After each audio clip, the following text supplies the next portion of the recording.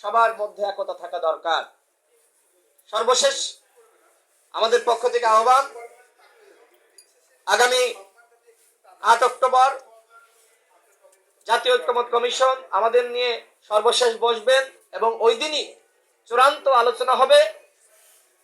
আসুন আমরা ছাড় দিয়ে হলেও ওই দিন সবাই জুলাই জাতীয় সনদে স্বাক্ষর করি এবং দেশ এবং জনগণের স্বার্থে আমরা ছাড় দেওয়ার মানসিকতা অর্জন করি।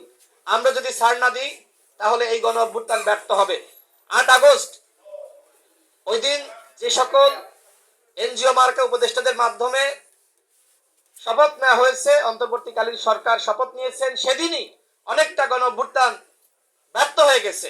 সেই গণ অভ্যুত্থানকে রক্ষা করার দায়িত্ব আমাদের মতন তরুণদের। যে গণ অভ্যুত্থানে 2000 মানুষ রক্ত দিয়েছে, 30,000 মানুষ তারা সংগ্রাম করেছে, সেই গণ অভ্যুত্থান আমরা কোনোভাবেই ব্যর্থ হতে দিতে পারি না। এই গণ অভ্যুত্থানকে রক্ষার দায়িত্ব আমাদেরকে নিতে হবে। আজকে নাহিদ ইসলামকে আমি আবারও বলতে চাই যে গাদ্দার উপদেষ্টাদের কথা আপনি বলছেন, অনতিবিলম্বে তাদের নাম জাতির সামনে আপনাকে প্রকাশ করতে হবে। অন্যথায় এই গাদ্দার উপদেষ্টারা তারা তো আগামী নির্বাচনকে বানচাল করার জন্য তারা তো ষড়যন্ত্র করতে পারে, চক্রান্ত করতে পারে। সুতরাং এই চক্রান্তকারীদের নাম যদি আপনি প্রকাশ না করেন তাহলে এই গণ অভ্যুত্থান যদি ব্যর্থ হয়ে যায় তার দায় আপনাকে নিতে হবে।